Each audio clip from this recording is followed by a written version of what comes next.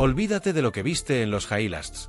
Olvida las cámaras lentas, los titulares sensacionalistas y las voces que hablan de error de novato. Lo que nadie te contó de la Q1 en Imola cambia por completo la película. No hubo imprudencia, no hubo un exceso de confianza al volante. Lo que hubo fue un coche indomable, un Alpine A525 que convirtió una misión de clasificación en una trampa mortal para su piloto. Piensa por un segundo en la escena. El semáforo verde, la última vuelta lanzada, un piloto decidido, con todo por ganar. Pero en lugar de encontrar un compañero de viaje, Franco Colapinto se topó con un enemigo oculto bajo la carrocería. Un monoplaza que, tras horas de modificaciones apresuradas, dejó de ser el bólido predecible que había probado en los entrenamientos y se transformó en un artefacto con vida propia. ¿Imprudencia? No.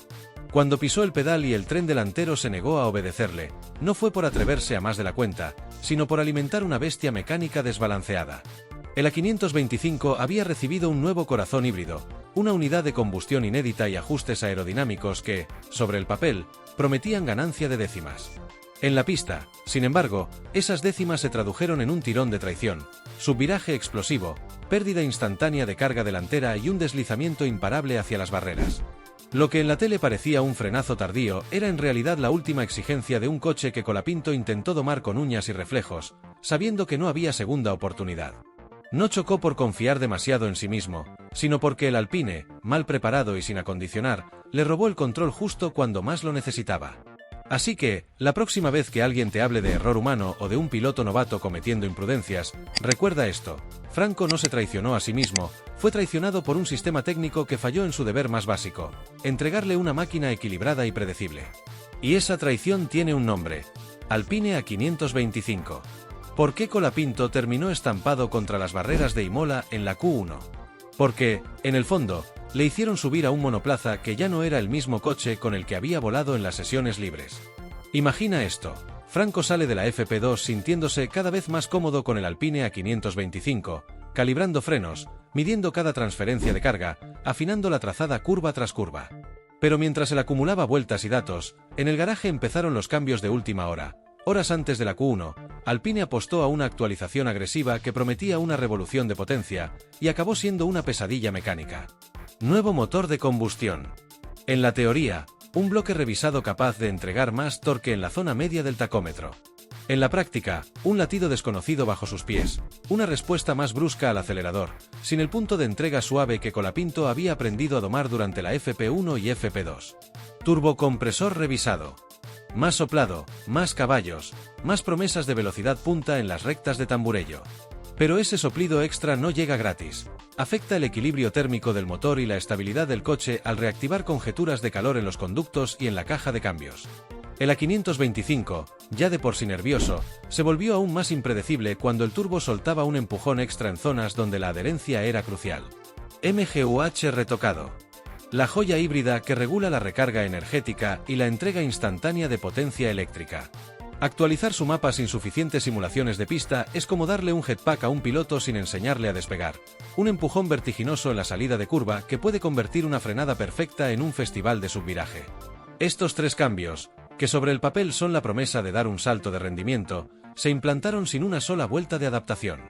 El resultado: un coche sin alma, un Frankenstein mecánico donde los componentes no hablaban entre sí. El reparto de peso se alteró, la refrigeración interna entró en estrés y la electrónica de a bordo necesitaba más datos de calibración que simplemente no existían en Imola. Si eres fan de Colapinto y si crees que el debacle que tuvo en su debut se debió a un monoplaza mal ajustado, suscríbete a Rueda Explosiva y deja un comentario de apoyo al pibe argentino. Quiñe tendrá otra cita este fin de semana en el Gran Premio de Mónaco, donde estaremos dándole buenas vibras a la bestia argentina. Pero espera, aún hay más. Franco tuvo que salir a pista creyendo que conducía su monoplaza de siempre, pisar a fondo y descubrir, ya dentro de la chicane Villeneuve, que el coche no le respondía. Cuando intentó girar, el tren delantero traicionó su orden. En lugar de doblar, se deslizó de frente. Aquel deslizamiento no fue culpa suya, sino el inevitable desenlace de un puzzle técnico mal encajado, una receta de déficit de pruebas y prisas que convirtió la clasificación en un delivery de carbono destrozado. Así que no, Colapinto no perdió el control por capricho, lo perdió porque le entregaron un coche distinto, un monoplaza desequilibrado, sin una sola vuelta de rodaje para domarlo. Y ese mono tanque de potencia mal cosido le dejó, en el momento más decisivo, al borde del abismo, y finalmente, estampado contra el muro. Imola es legendario por sus rectas rápidas y sus rincones traicioneros, pero nada encarna esa dualidad como la Chicane Villeneuve. Dos giros encadenados que, en fracción de segundo, pueden convertir una vuelta de gloria en un estampido de fibra de carbono. No hay sitio para dudas. Entras con el pedal a fondo y sales con la temperatura al rojo, sabiendo que cualquier mínima imprecisión te envía directo a las protecciones. En su última vuelta lanzada de la Q1, Franco Colapinto se plantó en ese desafío supremo. Había trazado perfectamente la entrada en FP2, graduado cada ápice de frenada y afinado el punto de apoyo. Pero esta vez no era el mismo Alpine A525 de los libres. Las modificaciones de última hora habían drenado la carga delantera, desequilibrando la aerodinámica y subvirtiendo la respuesta de la dirección. Cuando Colapinto inició la frenada, el coche fingió obedecer. El pedal mordió el asfalto, los discos chispearon y la nariz del monoplaza empezó a girar, hasta que, de repente, dejó de hacerlo. No hubo bloqueo de neumáticos, no hubo exceso de velocidad, fue un subviraje brutal. Como si alguien hubiese desconectado la línea que unía volante y ruedas delanteras, el A525 se negó a doblar. El resultado fue un deslizamiento invencible hacia el punto ciego de la chicane. El muro de barreras recibió el impacto seco y frontal, un golpe que no admite discusión ni peros. En ese instante, no era el piloto contra la curva, sino un guerrero enfrentado a un enemigo oculto en el mismo coche. Eso es Villeneuve, donde los artificios técnicos fallan y desnudan cualquier debilidad. Una trampa mortal que escupe sin piedad a quien no tenga un monoplaza perfectamente equilibrado, o, como le sucedió a Colapinto, a quien confíe en una máquina que ya no respira al mismo ritmo que él. El momento del impacto fue tan fugaz como brutal. En décimas de segundo, el morro del Alpine A525 se clavó contra la barrera de neumáticos, enviando una sacudida que retumbó en todo Imola. El alerón delantero quedó hecho añicos, la suspensión colapsada como un acordeón sin más piezas, y el morro se dobló hacia atrás, incapaz de soportar el envite. Sin embargo, si observas bien el vídeo a cámara lenta, verás algo más. A Colapinto luchando con cada músculo y fibra de su cuerpo para mantener el control hasta el último instante, sin elegir la escapatoria fácil, sin soltar el pie ni desviar la vista. Ese acto de no rendirse refleja la mentalidad pura de Colapinto. Un piloto que, antes que conformarse con una vuelta mediocre, está dispuesto a arriesgarlo todo. Mientras otros levantarían el pie para minimizar daños, él apretó los dientes y se esforzó por conservar la trazada, sabiendo que cada milésima cuenta en una Q1 reñida al máximo. No buscó excusas y no optó por el camino seguro. Prefirió llevar el coche al límite de sus posibilidades, incluso si ese límite era inestable e impredecible. Cuando los comisarios agitaron la bandera roja y las grúas retiraron los restos del monoplaza, Alpine ya se movía contrarreloj en el garaje. Pero bajo la urgencia de volver a pista, se gestaba una trama que pocos conocen. Consciente de que estaba 2 pasos por detrás de sus rivales en términos de rendimiento, el equipo optó por sacrificar la fiabilidad en aras de una ganancia de potencia inmediata. Acelerador hiriente. Los mapas de motor fueron recalibrados para ofrecer un punch extra en la zona media, pero sin pulir la progresividad necesaria para el control en curva. Reparto de peso al vuelo. Nuevos contrapesos y ajustes en la suspensión crearon un desequilibrio dinámico, descargando presión del tren delantero justo cuando más se necesitaba. Refrigeración interna estresada. Tuberías y conductos rediseñados sin pruebas de estrés provocaron fluctuaciones térmicas que afectaron la rigidez estructural y la respuesta de la electrónica. Frenada regenerativa recalibrada. El MGUH, ajustado para recuperar más energía, interfería con la sensibilidad de los frenos convencionales, generando variaciones en la zona de mordida de las pastillas. Cada uno de estos componentes, por separado, podría haber pasado desapercibido. Juntos, formaron una auténtica trampa silenciosa, una sinfonía mecánica descompuesta donde cualquier nota discordante se traduce en pérdida de control. Y ese desajuste fue el verdadero culpable de que Colapinto terminara estampado contra las barreras, no su valentía ni su habilidad, sino una máquina traicionera diseñada para fallar bajo presión. Seguramente leíste titulares que hablaban de un error humano o de un bloqueo tardío que tomó por sorpresa al joven argentino. Viste el Alpine A525 encajado contra las barreras y te convencieron de que Franco Colapinto perdió el control por inexperto o por confiarse de más. Pero la verdad, cruda y sin aditivos, se escribe con números y datos que desmontan ese cuento acogedor.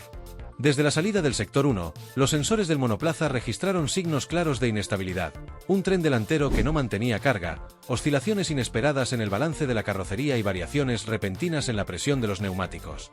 En las FP1 y FP2, Colapinto había tomado esa misma curva con la precisión de un cirujano, encontrado el punto de frenada, sentía la válvula de escape del turbo y ajustaba la trazada décima a décima.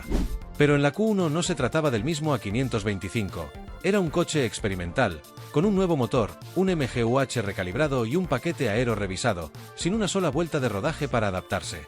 El resultado fue una pérdida de adherencia en la entrada de una curva que Franco ya conocía de memoria. No fue velocidad excesiva ni ojos cerrados, fue el choque entre un piloto preparado y un monoplaza que no lo estaba. No hubo margen para la adaptación ni tiempo para entender la nueva respuesta del acelerador o la forma en que la distribución de peso alteraba la frenada. La narrativa oficial pretenderá ocultar estos detalles técnicos, pero tú ya sabes que cuando un coche grita ajustes erróneos con datos, no puedes tapar esa verdad con un titular. La revancha se acerca y este fin de semana en Mónaco, en la carrera más impredecible del año, Franco Colapinto dispondrá de la mejor oportunidad para reescribir la historia. Partirá desde atrás de la parrilla, posiblemente con una penalización adicional por componentes, pero en un Mónaco húmedo, donde cada gota convierte el asfalto en una auténtica pista de patinaje, la velocidad pura cede protagonismo a la astucia y la lectura estratégica. Cada curva es una trampa. El túnel, Sainte-Devote, Loos, en lluvia, cada referencia visual se difumina. Será un ejercicio de instinto y memoria, aprovechando el conocimiento de la pista para no entrar en pánico. Cada adelantamiento, una proeza. Adelantar en Mónaco es un arte perdido. Con tráfico compacto y muros al alcance de la mano, solo quienes calculan milímetros saltan por encima de la ola de tensión. Cada decisión, la diferencia entre remontar o hundirte, elegir neumáticos intermedios o lluvia extrema, acertar el momento del pit stop y sincronizar los mapas de motor serán decisiones quirúrgicas. Un segundo de indecisión puede dejarlo atrapado en el pelotón para siempre. Franco ya demostró Tempel en condiciones extremas. En Azerbaiyán 2024, con lluvia cambiante y una pista que se secaba a saltos, metió su monoplaza en los puntos cuando pocos apostaban por él. Mañana no va en busca de gloria momentánea, sino de justicia, demostrar que, cuando la máquina falla, el talento y la audacia del piloto pueden inclinar la balanza. Si convierte la adversidad de Imola en fuerza, Mónaco podría ser el escenario en que el mundo comprenda por qué Colapinto es más que un novato, es un guerrero del asfalto.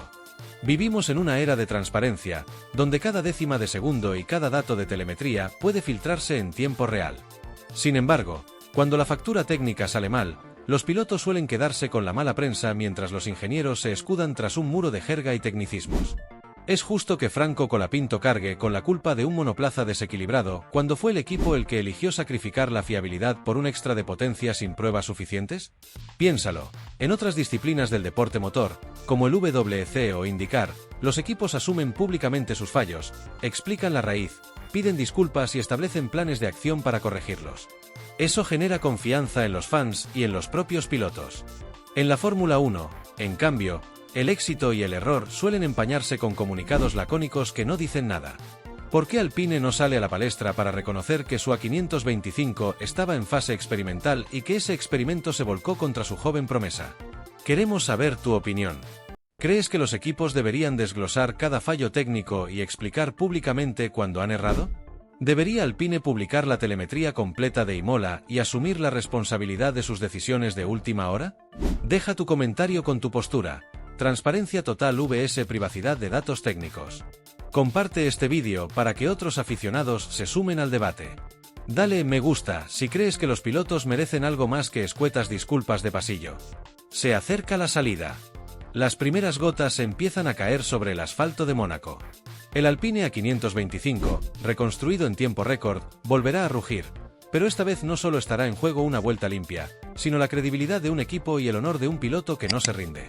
Si eres fan de la bestia argentina, suscríbete y únete a nuestra comunidad para más análisis sin filtros y la verdad que nadie te cuenta de la F1. Porque en Fórmula 1 no basta con salir vivo del choque, hay que volver a la pista dispuesto a devorar cada centímetro. ¿Estás listo para ver de qué está hecho Franco Colapinto?